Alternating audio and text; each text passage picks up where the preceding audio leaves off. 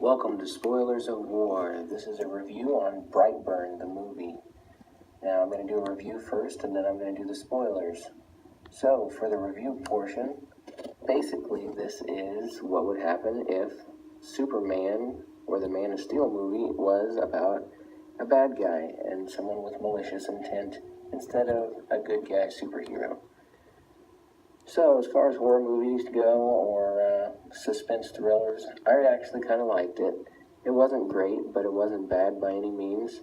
I thought it displayed the point of, you know what, all these superheroes come down in these movies and they're always good guys. What if they were a bad guy? Thought it did a great job of that. I would give it probably a 3 out of 5 stars, with my rating on most horror movies being maybe a 1.5 star out of 5.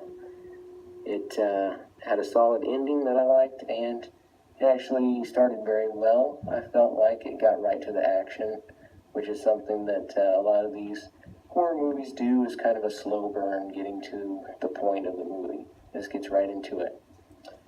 Now, spoilers ahead. As for the spoilers part, basically you've got a couple that can't have kids.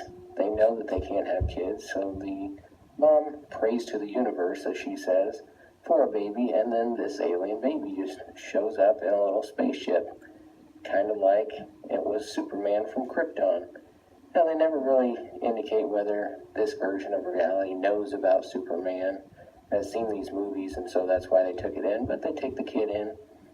Around the time the kid's 10, weird stuff starts happening. They should have noticed all the lights are flickering and there's voices calling from his spaceship, which they've hid in their shed underground.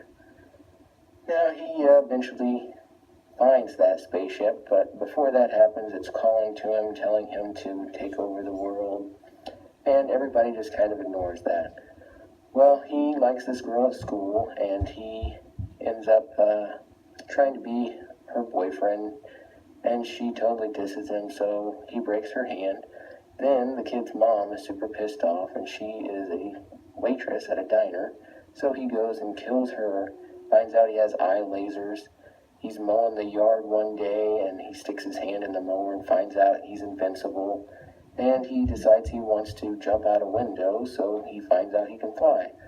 All that's well and good, but then he goes on to kill his uncle while he's trying to kill his aunt, because she's the counselor and she's supposed to be counseling him, but he shows no remorse, doesn't care that he's lying to his parents and everybody else.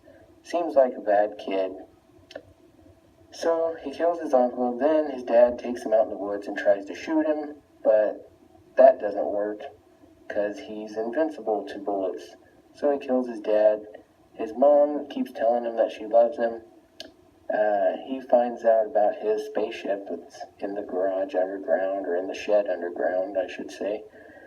And he gets cut on the metal of the ship, so his mom discovers, oh, he can be hurt by the metal from the ship that he came in. So she breaks off a piece of metal, gives him a hug, pretends like she's gonna nurture him, and then she goes to try to stab him, but she's super slow about it, so obviously he gets the upper hand, flies her up into space, drops her and kills her. You think, oh, that's going to be the end of the movie, nobody's going to stop this kid. But then he sees an airplane, grabs the airplane, throws it into his house, destroying everything.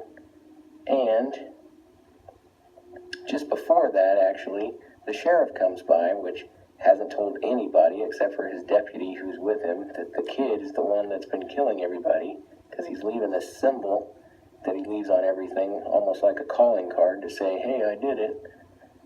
Which is kind of silly, but he does it. Pretty typical of these kind of movies. And everyone's been ignoring, up until now, the fact that he's acting very strange all the time.